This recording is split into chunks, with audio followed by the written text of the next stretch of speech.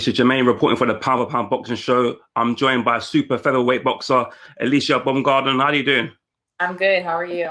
I'm very well, thank you. I'm well, thank you. Thanks for taking the time to join me today. Yes. I want to ask you, Alycia. Obviously, you haven't. I want to ask you how are you at the moment? How's things going? Back in training yet? Yeah, everything is well. I just been in the gym. I'm a gym rat, so it's an everyday thing. It's a lifestyle for me. So I just been in the gym training, staying sharp, staying ready. Yeah. So obviously, you haven't fought since December 2019. It's been a long while out of the ring. Any news on when you might be returning to the ring? Yeah. So we have a date lined up, hopefully in August.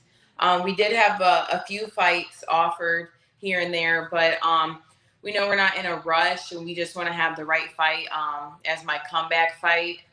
So we'll see. We're looking forward to August. So yeah, not got an opponent you're gonna announce soon, or you still looking for an opponent for that fight? Still looking for somebody. As long as they find someone and that person is locked in, then that's all that matters. I don't care who it is, just as long as we have somebody that's gonna fight that night. Brilliant. So obviously you're 9-1. Your sole defeat came against Cristiano Lindartou. Obviously, I know you would like to maybe welcome a fight or a rematch. Is that something you would like to do maybe in the future, a rematch with Christina? Yeah, if the opportunity presents itself, I thought that we had a great fight, and I thought that it was very close. So I think it would be a perfect fight for the public to see. And it was one of my most challenging fights, and I love challenges. So if the opportunity presents itself, I definitely take the rematch. Yeah. Where do you think it went wrong in the first fight when you fought each other? Where do you think it went wrong for you on the night? When I look back on it, it was just more of what I could have done more, not necessarily what was bad. I just knew I could have did a little more.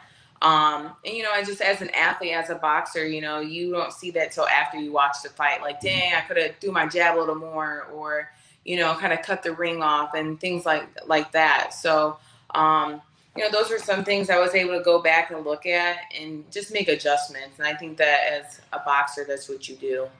Yeah. Obviously, she's a great champion. I'm sure you'll welcome a fight. I'm sure that'll be great for obviously not just the American fans, but the UK fans as well, because obviously women's boxing now is on the up now over here as well, as you would know.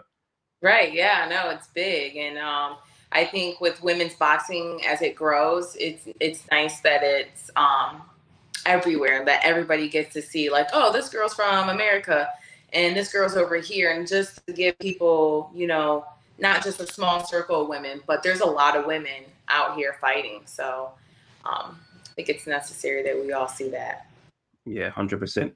I want to ask you, obviously, you won the WBC international title against Nadia, sorry, I can't pronounce her name, Feliciano. Describe how that felt winning that fight on the night when you heard your name announced as the winner. Oh, that was an awesome point in my career. That it was exciting. That was also a great fight as well. Really tough fighter, seasoned opponent. And me raising my hand being rose that night, I'm like, wow, this is just the beginning. And I never took that title as like something like, I'm the best. It was just a very small stepping stone of mine, that I knew that this is just a taste of what a world title would be, and just the amount of work that I'm going to have to even put in more to become a world champion. But that just gave me a taste, and allowed me to kind of soak in that moment and never be satisfied. I was happy, but I wasn't satisfied. I'm like, this is just the beginning. It was just something I was able to see and feel and be like, okay, we want something else. We want the world title. We want all the belts, right? So it was awesome, though. Yeah. We're going to talk a bit about, obviously, the women's super featherweight division. Obviously, you made it very public recently that you had a hit list of opponents you would like to maybe one day fight. Obviously, you had the likes of, you mentioned Terry Harper, UK's Terry Harper, WBC champion. You also mentioned the likes of Pursoon. You also mentioned the likes of Mikaela Mayer, Hamidouche. So many great super featherweight fighters. If you could pick one fighter you could potentially fight maybe sometime later in the year or in the new year for a world title, who would it be against? Right now, currently, I would like to fight Terry Harper. I know that Eddie Hearn has her set up to be undisputed, and I think that a fight between her would be great. But an American fight, me and Mikaela Mayer would do numbers. I think a lot of people want to see that fight. It was supposed to happen on more than one occasion. It didn't, but any girl in the 130 division, I think the 130 division is packed with talent, and we're only seeing just a small portion of the 130, and so there's so much talent, and so I'm willing, as an athlete, as a hungry athlete, I'll fight anybody for women's boxing and just the competitiveness that I like to have. So.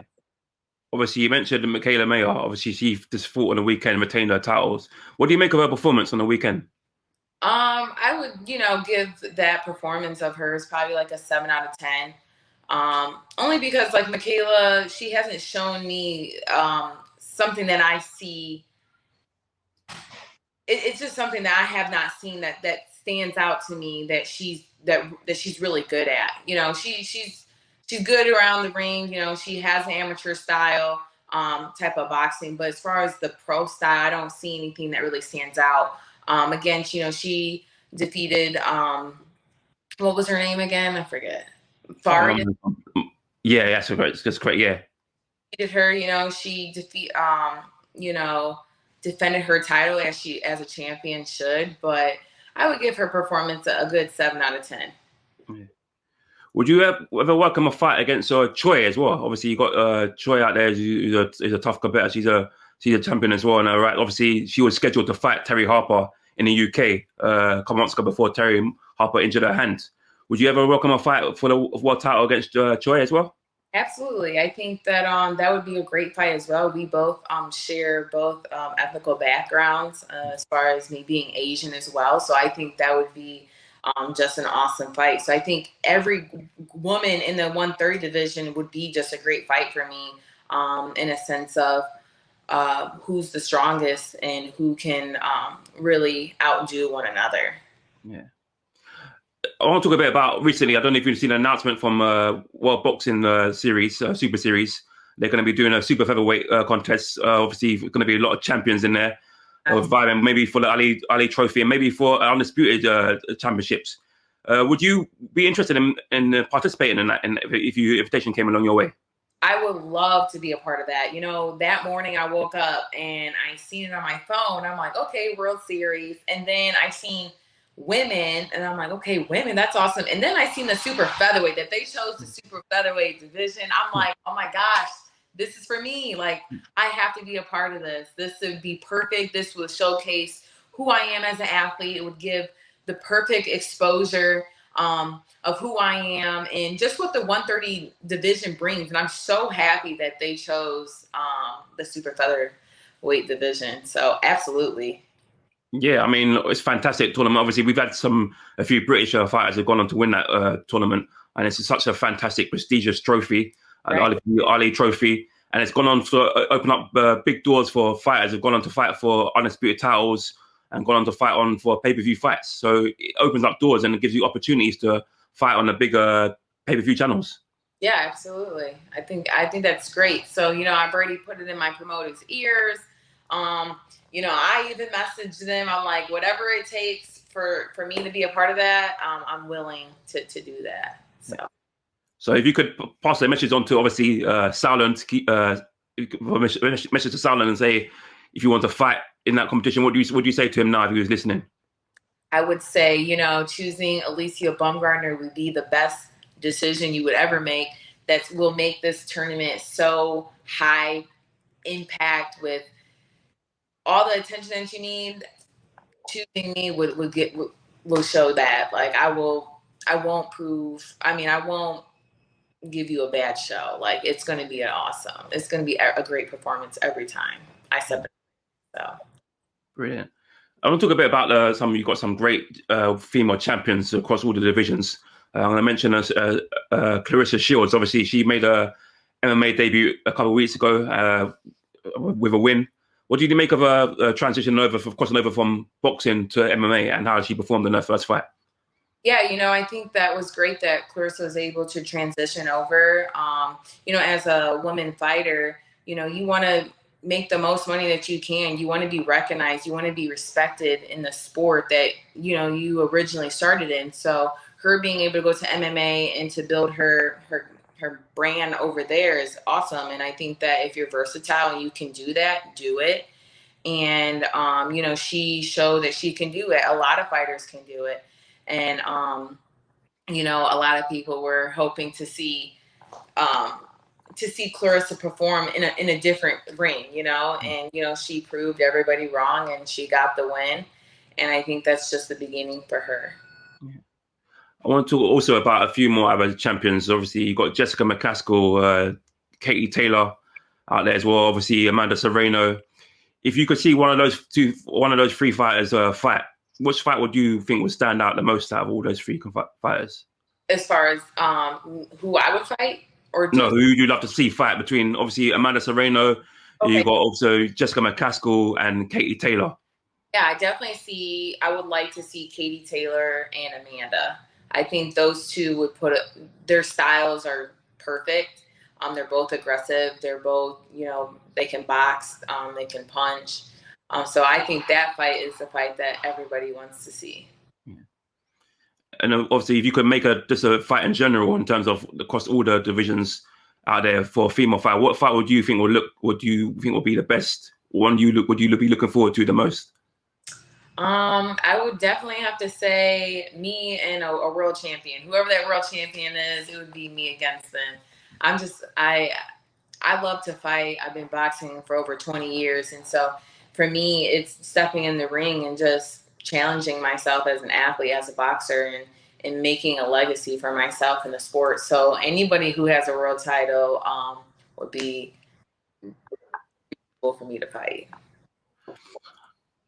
Brilliant. Obviously, I don't know if you know, obviously we got not DAZN doing a fight camp, Eddie Hearn of DAZN doing a fight camp over in the UK.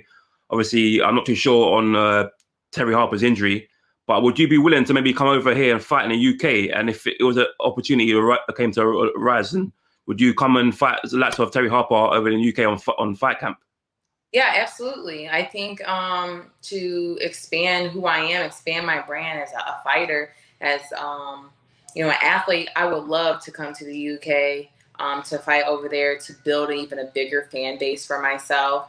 And again, to show who Alycia the Bomb is and, put on a great fight. And when that opportunity does present itself, and as I think it would, I'll definitely take it. Yeah. Obviously, your style, what would you say your style is? Why would you say your style would be cause that's of Terry Harper and Mikaela Mayer problems? What sort of style do you have? What would you cause them problems? Say that again? I would like to ask you, describe your style and what way would it be able to cause the likes of Terry Harper and Mikaela Mayer problems? Yeah, so I think for one, I am the strongest out of the 130 division.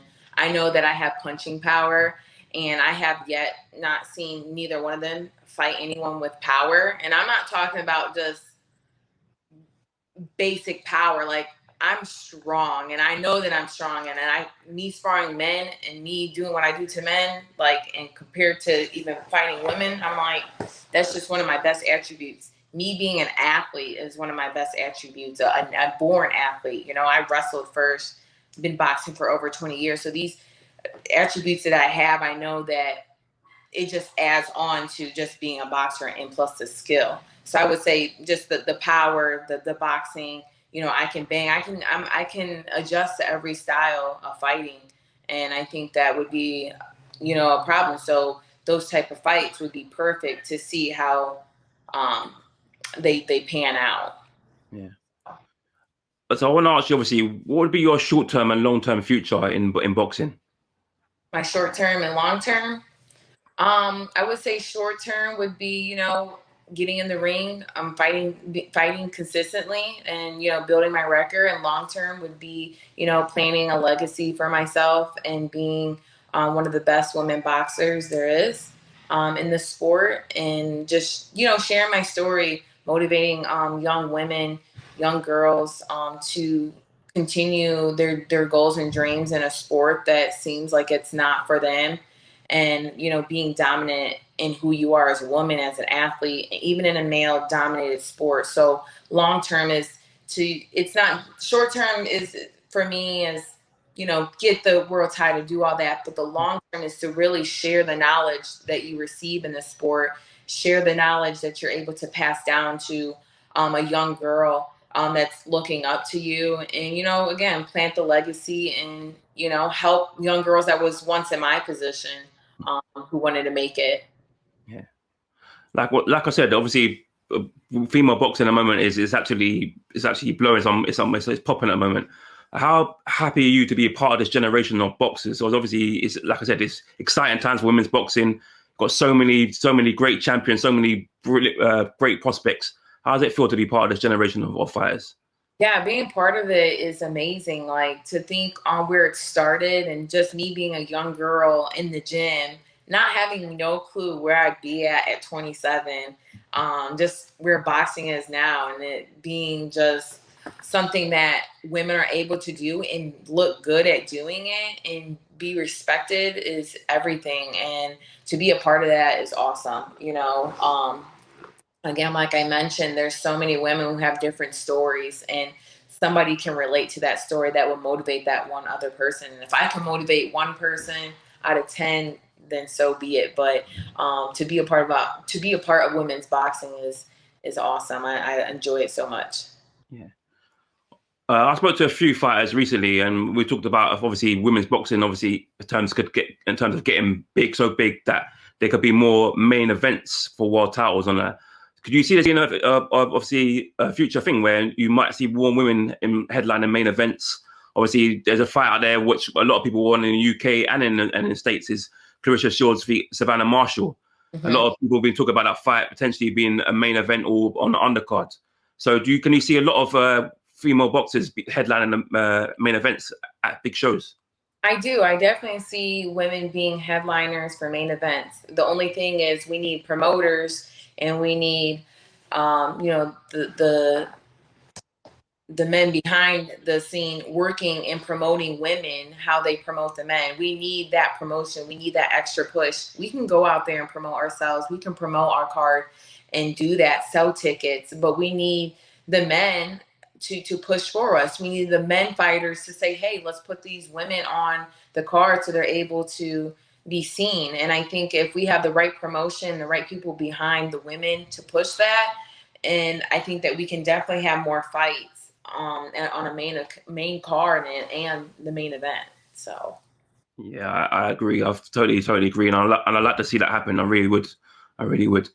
Before I let you go, I also want to ask you: have you got a message for your fans? Obviously, you're going to be waiting for your turn to the ring, and for your future opponents.